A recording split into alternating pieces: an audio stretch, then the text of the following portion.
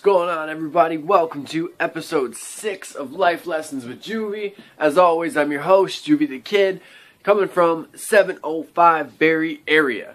If you guys haven't yet, follow me on Twitter and Instagram at JuvyThaKid, JuvyThaKid. Submit your topics, Life Lessons with Juvy, hashtag Life Lessons with Juvy, and hashtag Church of Juvy.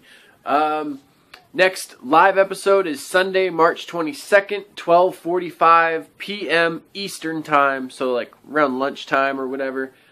Mark your calendars, get your shit together, people. Alright, got a couple topics today, so it won't be too long of an episode probably. Thank you to Little Jenny Wren. Make sure you guys go follow her on Instagram and Twitter for suggesting Fluffy Friday. So every Friday we'll be wearing a fluffy hat. If you guys want to see your fluffy hats on here, send me pictures. I'll throw them up or something. We'll see what happens. We'll figure it out. Anyway, yeah, let's get started. The homie I Am Cam Speech. Go follow him if you guys haven't. What are your thoughts on the Canadian or Harper government on not stepping in to help out with the awareness of missing and murdered Aboriginal women in Canada? This is a really, really simple one. I was reading up on it a little bit today. There's been, I believe, and I apologize if I get this number wrong, there's been what they believe is to be 1,200 women have gone missing or have been murdered. I don't understand how anybody who's in a position of power and says they love their country or whatever can see that and not do something. Apparently they said they're strongly opposed to coming up with a plan. Like, what? If it was 1,200 people, probably like anywhere else, like if it was some in third world country or whatever, I'm not trying to be mean right now, but there'd be a charity. There'd be a fundraiser. They'd be like, oh, we need to help these people. What about the people in Canada that this is happening to? If you're supposed to be our fucking leader, Mr. Harper, get your shit together, lace your fucking boots up, and do something for your people. Like, 1,200? That's not a fucking, that's not just like a cultural issue. 1,200? That is a Canadian issue. That should be a wide issue known. Get your shit together, Harper. If you're strongly opposed to helping these Aboriginal people, whatever, they're still citizens of Canada. They still live where you're supposed to be fucking running. Get your shit together. Fucking asshole. Off of all that, I'm sorry, but come on now. You gotta help the people that need the fucking help. If you're not gonna try and help like one group of people, why are you fucking trying to help any of the other people? Oh, you don't do that much for people anyway, but fuck you, man. Like, oh, that shit pissed me off. Let's get on some good topic. This is a good one, Cam. Good one. Little homie 127, if you could bring back one dead iconic music legend, who would it be and why? Jimi Hendrix, 110%. He was the reason I even picked up a guitar when I was a kid. He was on acid a lot of the time, pretty much most of the time. But the guy felt his music. He felt the emotions and everything. He had, you could see that he loved what he did, and he loved music. And I would love to sit down and just hear that guy play guitar, or just pick his brain about music and everything to do with it, because he probably got some amazing stuff and some crazy stories. Boba _chop, biggest influences in your life and maybe something on education. I don't know how Canada's education is, but my city has a poor excuse for it. Well, I think education everywhere kills creativity. Unless the teachers that are presenting it promote students to learn the curriculum, but learn it in a way that's going to be beneficial to them. Obviously, I've seen a lot of documentaries, heard a lot of stuff.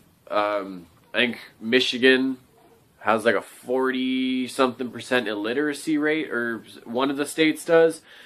I don't understand just like why, if you're gonna be in school and everything like that, like you're trying to do this, like you should make sure your education system is gonna work.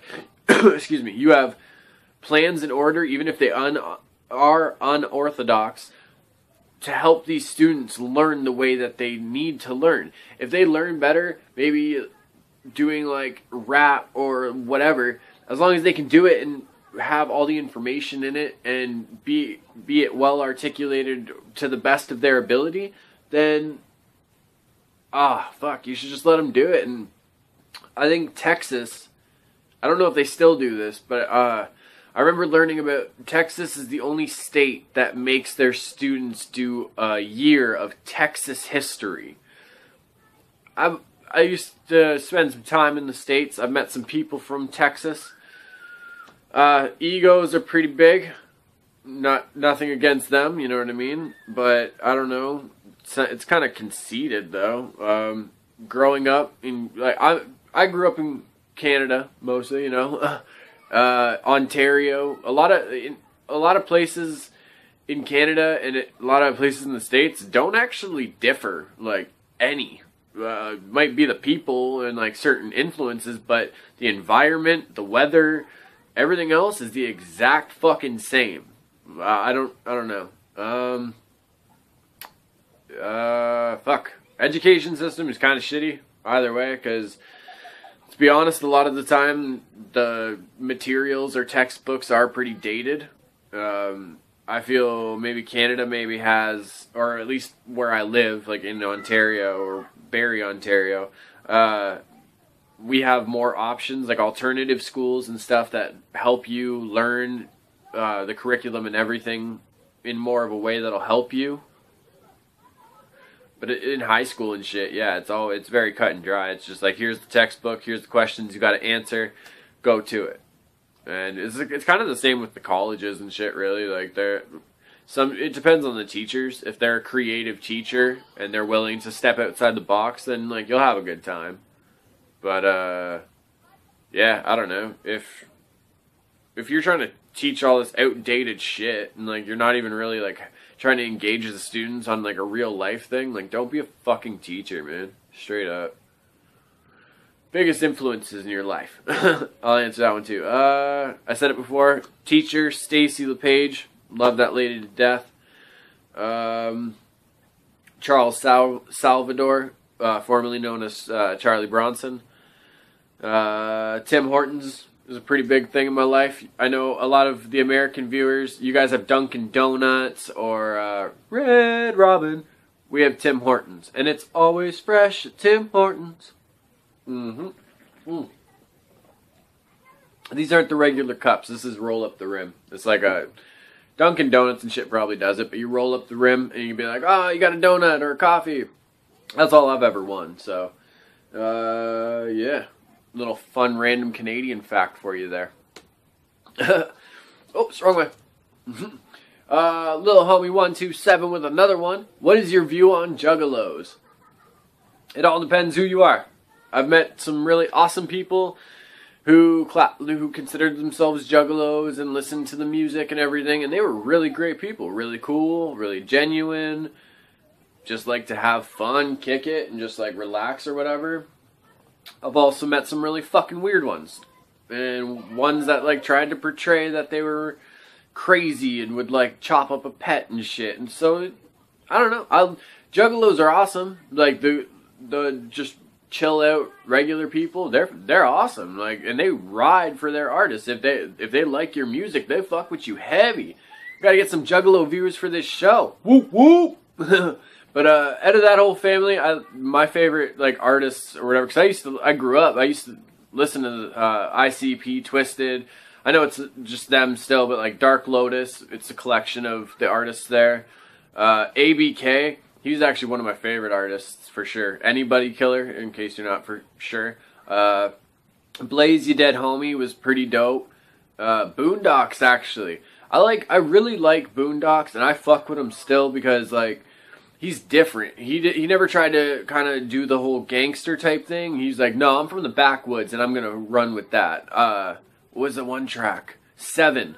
Seven's a dope track for sure. So Juggalos, as long as you're cool people and you're chill and you're not trying to portray that you're like a nuts fucking guy that'll put a gerbil in a microwave and then stick it in a dumpling or something. We can kick it. I fuck with y'all. Like, Juggalos are the shit.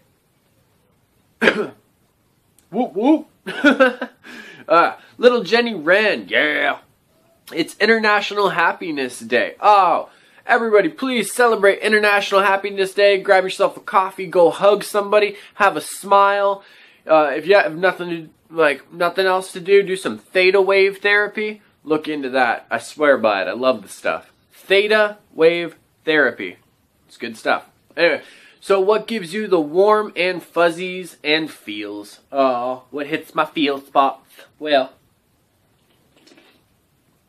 coffee. Coffee definitely hits my feel spots every time. Seeing old couples. Like if I see like an old man and lady and he pulls her chair out or like they're holding hands, that just drop kicks my feel spots.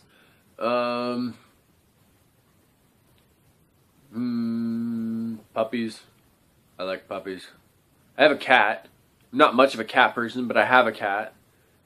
I'm gonna get a dog too soon, but she warms my heart sometimes. That's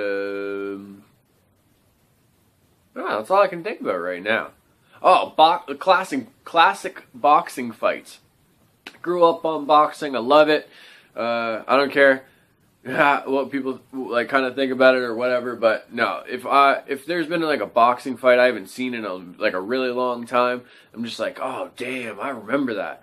And I'll go watch it and I'll be sitting on the couch kind of like ducking and weaving my head around and everything. Yeah, I love it. Arturo Gatti and Mickey Ward, I think it was the first fight, the combination that Mickey Ward lands on Arturo Gatti, just bow, bow, bow, bow, bow. Oh, so great. Oh, it's great. I love it. Obviously, people have their opinion of Mike Tyson, but what you can't deny or take away what he's done for the boxing sport and what he was to that sport. He was an animal. And a fucking animal. He was a heavyweight, but he was moving around like a lightweight. He was like crouching down on the floor and just ducking and weaving around guys and hitting them with these fucking lunch pails for hands. Oh, yeah. So I guess boxing. Huge fan of mixed martial arts as well and K1 kickboxing. So any those kind of fights always give me the warm and fuzzies. I don't have to see people getting knocked out. I just enjoy really great fights. Oh, just recently I just watched a jiu-jitsu grappling match I haven't gotten to watch in a long time. It was Eddie Bravo from 10th Planet Jiu-Jitsu versus one of the Gracies. I want to say Hoyler Gracie. And if I'm wrong, feel free to make fun of me. I don't even care. If I got that wrong, I deserve it. But Eddie Bravo versus one of the Gracies. I'm not going to say it again, but one of the second one, the rematch that they did. The first one is amazing. Eddie Bravo was not supposed to catch him or anything. And he ends up catching him with a triangle, and it was it's so great just to watch. And I love jiu-jitsu, everything. I used to do it. I want to get back into it, hopefully soon. We'll see. But yeah, I don't know. I guess that's about it, guys. It's International Happiness Day. Let's all end this on a good note. If you have anyone in the house with you, I just want you, as soon as this ends, run over to them, give them a big squeeze, just smile while you do it. If they think you're weird, whatever. Give them a big old bag of fuck'ems, and then hug them again. This is it. Life Lessons with Juvy is over. Twitter and Instagram, at JuvyThaKid. Hashtag Life Lessons with Juvy. Hashtag Church of Juvy. I'll see you guys on Sunday. Keep being weird, folks.